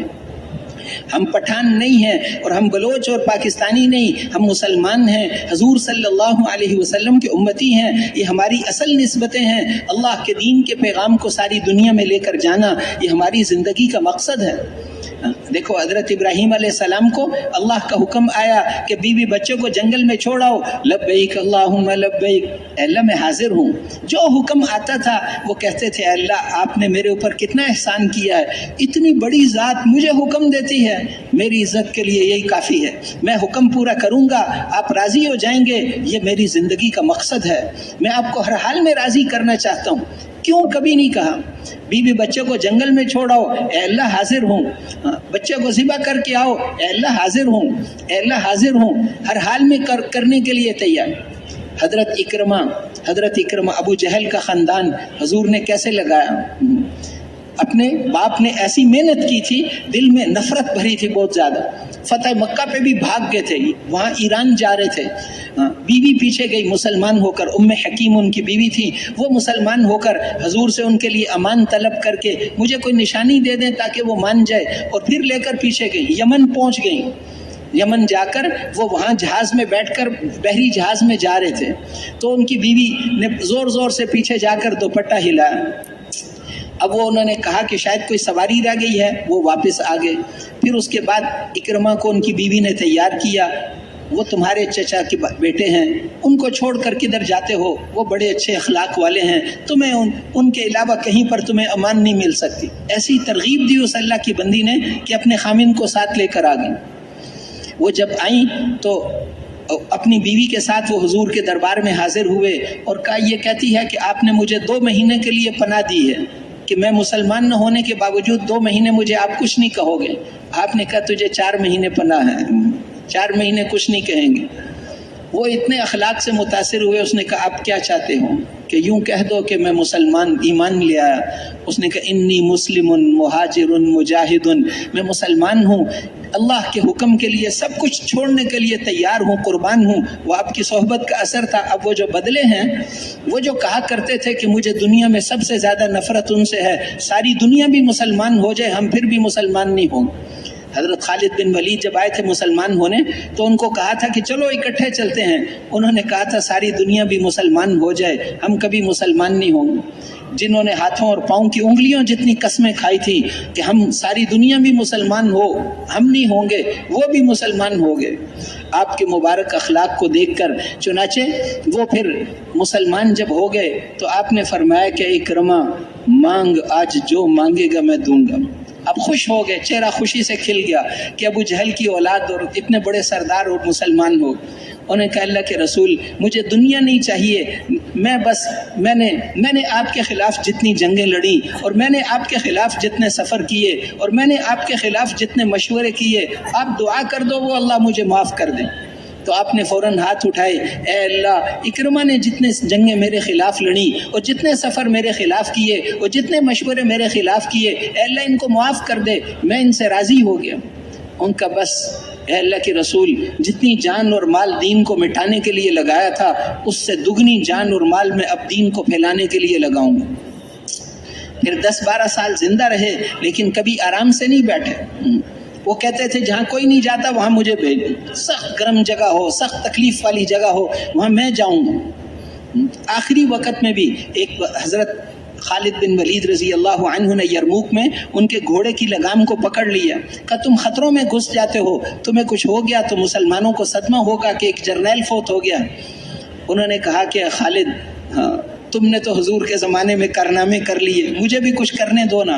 جب میں اور تم حضور کے خلاف جنگیں لڑتے تھے تو تم نے کبھی میرے گھوڑے کو نہیں پکڑا تھا، آج اس کو چھوڑ دو، ہمیں بھی کچھ کرنے دو۔ پھر کون موت پر بیعت کرتا ہے؟ اپنے 80 گھرانوں کو ساتھ لے کر آئے تھے، 80 گھرانے مکہ سے ساتھ لے کر آئے تھے۔ جب وہ ان کو لے کر چلے تھے تو اس وقت سارے مکہ والے جمع ہو گئے تھے، اے اکرما ہمیں چھوڑ کر کیوں جاتے ہو؟ تو انہوں نے ان سب کو جمع کر کے کہا کہ میں تمہیں چھوڑ کر اس لیے نہیں جا رہا کہ مجھے کوئی اور قوم پسند ہے، اللہ کی قسم قریش سے اچھی کوئی قوم نہیں، کیونکہ اللہ کے رسول قریش میں سے ہیں، اور میں تمہیں چھوڑ کر اس لیے نہیں جا رہا کہ مجھے مکے شہر سے کوئی اور شہر پسند ہے، اس لیے کہ اللہ کے رسول مکے میں پیدا ہوئے ہیں، لیکن دنیا میں کبھی کسی سے پیچھے نہیں رہا، دین کے اندر میں لوگوں سے پیچھے رہ گیا، ان تک میں پہنچنا چاہتا ہوں، اس کے لیے ان سب کو لے کر اللہ کے راستے میں جا رہا ہوں۔ روایتوں میں آتا ہے اس میں سے صرف ایک لڑکا اور ایک لڑکی واپس آئے تھے، 80 خاندانوں میں سے ایک لڑکا اور ایک لڑکی واپس آئے۔ حضرت عمر رو پڑے اور فرمایا ان دونوں کی شادی کرا دو، اس خاندان کی ایک نشانی بچ جائے۔ پورا خاندان لگا دیا اللہ کے دین پر۔ ان کو پیچھے کیا تھا، ان کو جب پیچھے کیا حضرت عمر کے دربار میں آئے تو انہوں نے حضرت بلال آگے تو ان کو سرداروں کو کہا پیچھے ہو جاؤ، اور آگے کہ ان کو پیچھے ہو جاؤ، فلاں صہیب آگے ان کو پیچھے ہو جاؤ۔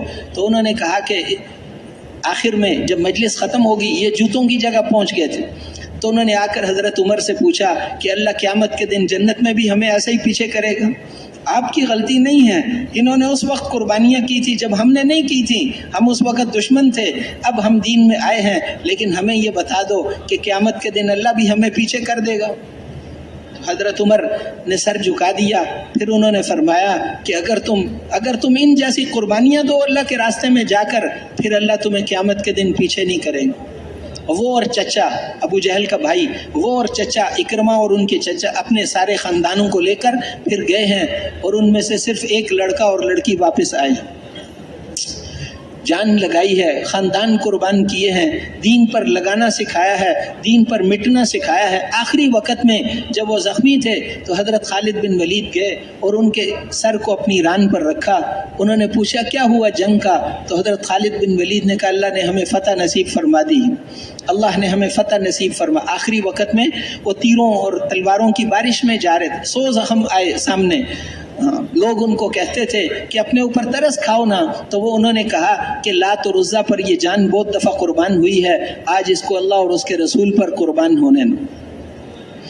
تو آخری وقت میں انہوں نے حضرت خالد بن ولید رضی اللہ عنہ سے کہا کہ حضرت عمر کو کہہ دینا ہم نے ان کی بات پوری کر دی ہے، قربانیوں کی ایک مثال قائم کی تھی، اب امید ہے اللہ سے کہ اب اللہ قیامت کے دن ہمیں پیچھے نہیں کرے گا۔ اس لیے 80 خاندان تو لگانے والے، دین پر لگانے والا حضور نے بنایا، مال لگانے والا، جان لگانے والا۔ تو میرے محترم بھائیوں اور دوستو، ساری دنیا میں جانا ہے، مردوں کی جماعتیں بھی، مستورات کی جماعتیں بھی، اللہ کے راستے میں جانا، اپنے گھر والوں کو بھی لے کر جانا۔ حضور صلی اللہ علیہ وسلم اپنے گھر والوں کو بھی لے کر اللہ کے راستے میں گئے، اس لیے خود بھی اس پر ہم آئیں، اپنے گھر والوں کو بھی ہم اس پر لانے والے بنیں۔ گھروں میں بھی وہ اعمال دعوت حضور صلی اللہ علیہ وسلم نے وہ سارے کے سارے اعمال پہلے اپنی مسجد میں چالو کیے۔ آپ کی مسجد 24 گھنٹے اعمال سے ایسے آباد رہتی تھی جیسے ہمارے زمانے میں فیکٹریاں آباد رہتی، جیسے ہمارے زمانے میں فیکٹریاں 24 گھنٹے چلتی ہیں، شفٹیں چلتی ہیں اور فیکٹری چلتی رہتی ہے، لوگ بدلتے رہتے ہیں، ایسے حضور صلی اللہ علیہ وسلم کے زمانے میں مسجد آباد رہتی تھی۔ روزانہ شام کو وہاں تو مطبخ نہیں تھا، کھانا نہیں تھا، رات کو مہمان تقسیم ہوتے تھے، باہر سے آنے والے مہمانوں کو ساتھ لے جاؤ، کوئی 1 کو لے جاتا، کوئی 2 کو لے جاتے، کوئی 3 کو لے جاتا۔ اور سعد ابن عبادہ ایک صحابی تھے مالدار، وہ روزانہ 80 آدمیوں کو اپنے ساتھ لے جاتے تھے۔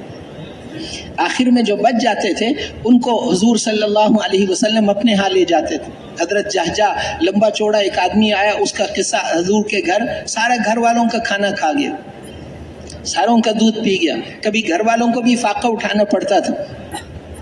تو اس طریقے سے وہاں پر خدمت، ایک سنت الوفود، آپ کی زندگی کے آخری سالوں میں حدیثوں میں اس کو کہتے ہیں سنت الوفود، کثرت سے وفود آتے تھے، کیونکہ آپ کہتے تھے جہاں جاؤ وہاں کے لوگوں کو لے کر آؤ، وہ مدینہ منورہ میں آ کر عملی طور پر سیکھیں کہ دین کیسے ہے، پھر جا کر اپنے علاقوں میں اس کو زندہ کریں۔ وفد آتے تھے، تو اس سال کا نام ہی سنت الوفود ہے۔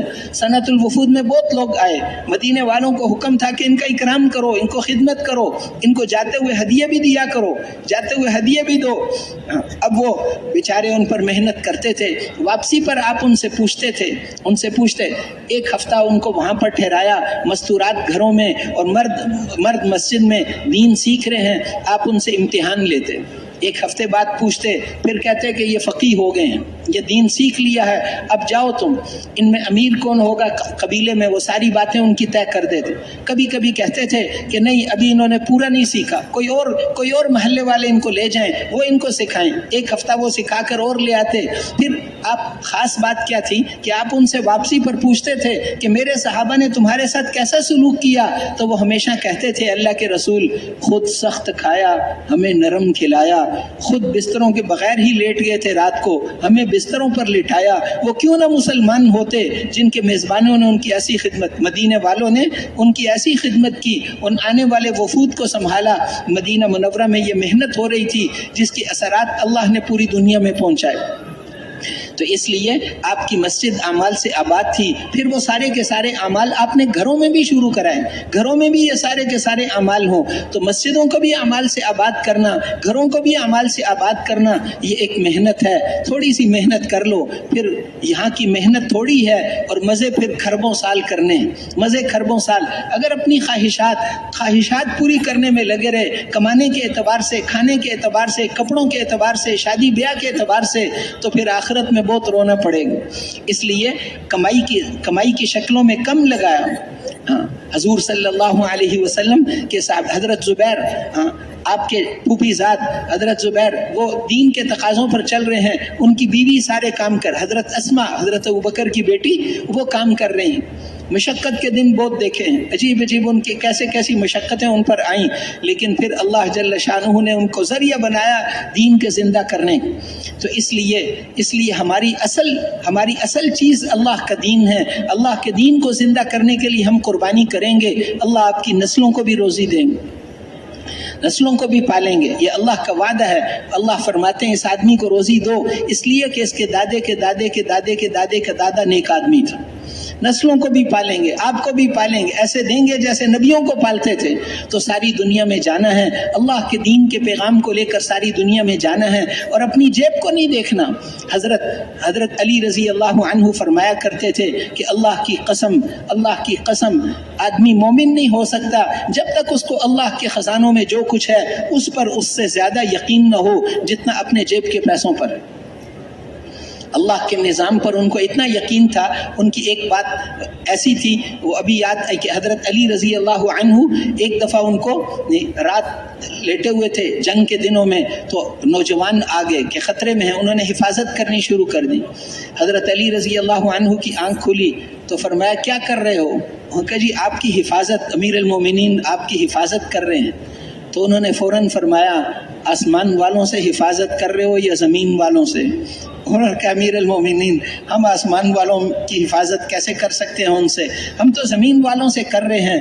ان کا جا کے سو جاؤ، اگر آسمان میں میرے شہید ہونے کا فیصلہ ہوا ہے تو تمہارے جاگنے کی کوئی ضرورت نہیں، اور اگر وہاں پر میری حفاظت کا فیصلہ ہوا ہے تو اتنا یقین تھا اس پر کہ اللہ اور اس کے رسول نے جو فرمایا وہ حق ہے۔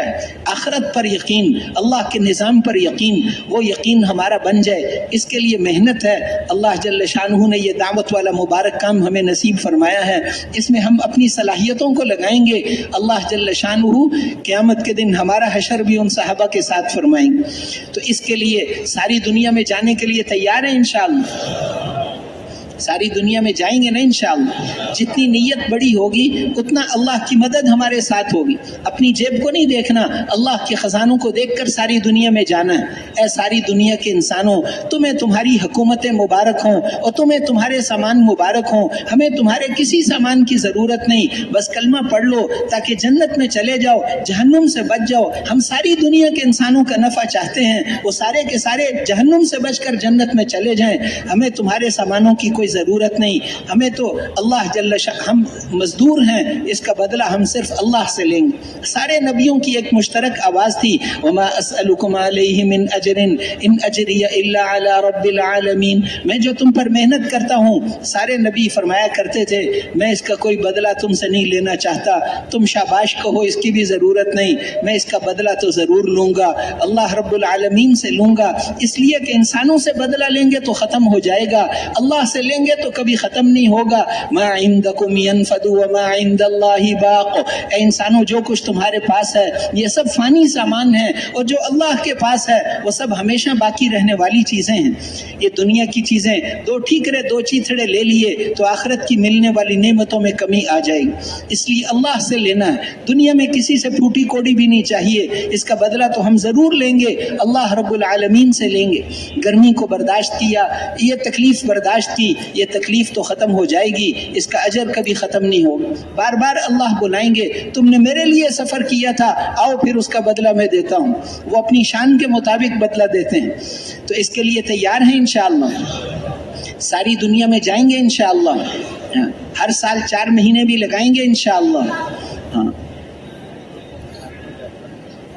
اور اسی طرح جو ساتھی کم وقت کے لیے آئے ہیں وہ وقت اپنا بڑھا کر کہ ہم 4 مہینے لگا کر جائیں گے، موقع ہے، اللہ جل شانہ نے موقع۔ دیکھو میرے محترم بھائیوں اور دوستو، 1-2 دن، سال 2 سال کی بات نہیں ہے، خربوں سال کی بات ہے۔ یہاں کی تھوڑی سی محنت کروڑوں سال کے انعامات کا ذریعہ بنے گی، اور یہاں کی غفلت لاکھوں سال ہمیں رلائے گی۔ تو کوشش کریں گے نا انشاءاللہ؟